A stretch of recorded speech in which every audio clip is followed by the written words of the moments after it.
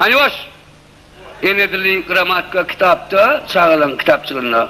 Bizim o ikinci mi, üçüncü de mi erteki vardı. Şalgam diyeyim. Yalnız yani, şalgam. Bana ne yazır kitaptası? Şu kopmandır şu mu? Eğer onu koparır.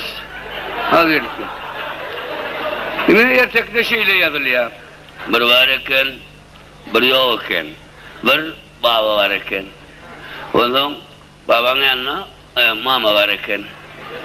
Hemen ne evleneymiş diyenler mi? Vardı. Baba var iken, mama var iken. Onun altı var iken. Onun altın gücü var iken. Matumla tamamen it karamaz, pişik bakmaz, sasak yazılmagan yerde değişiyali. Sasak yazılan öy olandan ulu masada olandan bulurda pişeceğim var iken. Pişirebildirmeyen